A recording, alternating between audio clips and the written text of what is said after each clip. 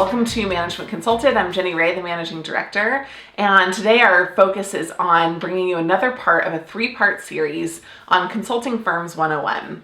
Now, the three segments of the consulting firms are the top three, the Big Four, and Tier 2 firms, and today our focus is on the Big Four firms. Big Four firms get their name from the Big Four of the accounting industry: Deloitte, PwC, KPMG, and Ernst Young.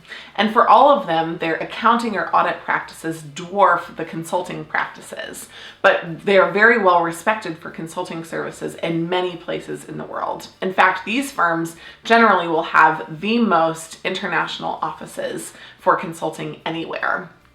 There are 6 key factors that we're comparing all of the different types of firms, and I'm going to run through those 6 with you today. So the first is the branding and the prestige of clients.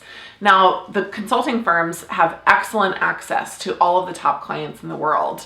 However, after 2001, when Sarbanes-Oxley in the US and the ethical wall was really established between consulting and auditing, where an audit firm could not offer other services like consulting, the firms, although they have access to CEOs and top managers at many of the major firms, are left to actually compete with other strategy consulting firms as well as their own competitors for work. So if they're doing an audit job, they're actually automatically disqualified from doing a consulting job. However, because of their international and global reputation on the accounting and audit side, their brand often gets them in the door.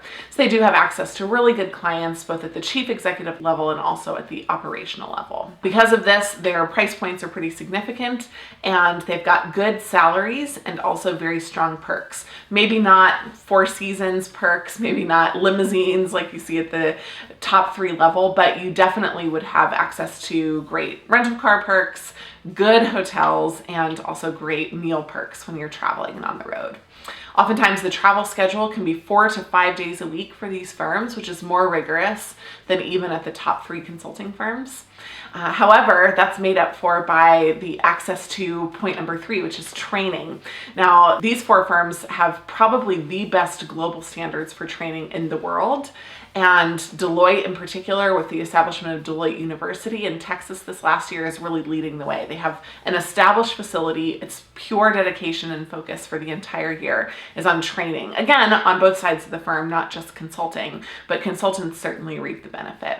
And not only do you have this off-site training that happens, but you also have, again, access to insight and on-site training, as well as training that happens by video or webinar. So lots of internal training that happens within the firms. The fourth area is culture. Now, because the firms are so large globally and so often distributed internationally, there's not the same one firm culture that you'll see at a place like Bain or BCG. However, the firms are generally very cordial and respectful of one another, as well as of their counterparts in other firms. So you'll see a lot of mutual respect that operates within the Big Four band. In addition, because of this, you have lots of exit opportunities. There are consultants from each one of these firms that are populating the globe. So there's a general respect for the type of experience that you would have had when you were doing the work. However, the exit opportunities, whereas for McKinsey, Bain, and BCG, the focus was not only on your industry, but also on the toolkit that you developed. Here, the focus is really on the project work that you did. So it's really important, if you decide to go into a consulting job with one of any of these firms, that you really focused on what types of industries and types of projects you're working on, because not everything's created equal for the Big Four firms, especially when it comes to exit opportunities. In addition, you have access to a large global alumni network, but because it's not as cohesive when you're at the firm, you also don't see the same cohesiveness for networking when you leave the firm. And then finally, the interviews at these firms are very rigorous. They're actually focused about 50% on fit, your cultural fit with the firm, your willingness to be trained, your ability to learn new things.